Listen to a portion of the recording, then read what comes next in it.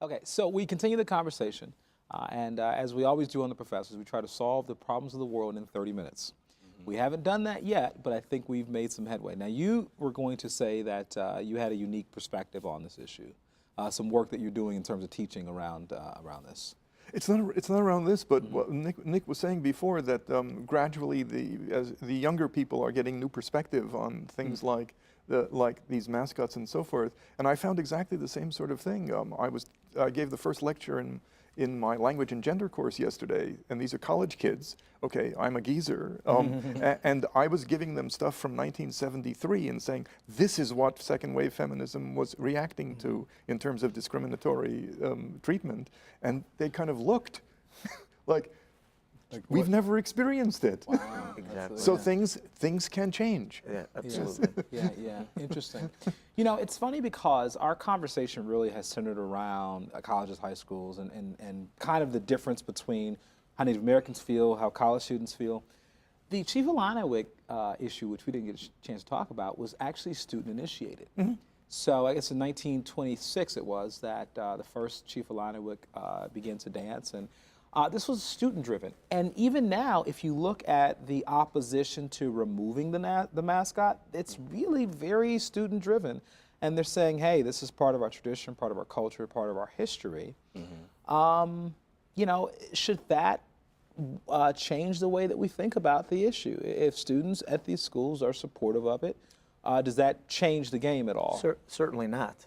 I mean, at issue here is the feelings and sensitive, what these people of American Indian descent are feeling. So whether a small segment of the population feels otherwise, I think that's irrelevant. It's probably a large segment of the population. That's the point. Well, even if it's a large, it's not really that large. But their quote tradition is really tradition within the university context, you see, and it has nothing to do with the outside world. What we're talking about is a politics that takes the university situation and brings the outside world into it as relevant here, and tries to sensitize those folks that, look, this is something that goes beyond the stadium. Right, and I think, you know, what I had said earlier, you know, looking at the reasonable person standard that the professor brought up, you know, you would use one reasonable standard person of that race. So if it was, say, an issue with African American, I would look at you and say, how do you feel? Because it's going to be the representation of all African Americans. You are the mascot. Yeah, you are the mascot. Well, I just got elevated here, huh? Yes. So I mean, I would give deference to how you feel more than what I would feel, or the population overall. Although I'd like to hear their arguments otherwise. But again, what impact it has on your feelings? Okay. Because, you know, I'm not African American. That makes sense. So I think that you really... Maybe we'll get more than one, but I get the point. You don't get the raw person, right? Otherwise, you give offense to someone, you say, how could you take offense at that? Sure. You can discuss it. You can have an educated discussion about it, but you have to still give deference to that person of that race, because they are the ones that are you know... So do you think the Redskins are going to last? Yes. It's going to last because money is involved.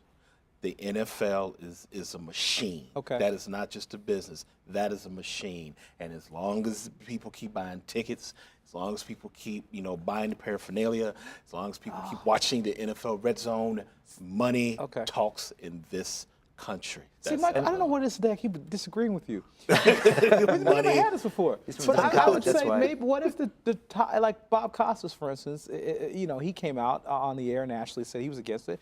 If the tide shifts and the money comes on the other side, if you will, sort of being in, you know, then I would agree with you. Okay, so we agree. Yes, we do. And like I said before, it's all for pecuniary gains, but if they can find a way to switch mascot symbol and somehow make money doing that, very good. Yeah. You perhaps could get them to switch. If there was money in that. If there's enough scandal about this and everybody's talking about the Redskins and they're doing well that year, you know what? It could actually be a promotion. Because you know, these mascots are for promotion. Thank you guys again. Good conversation.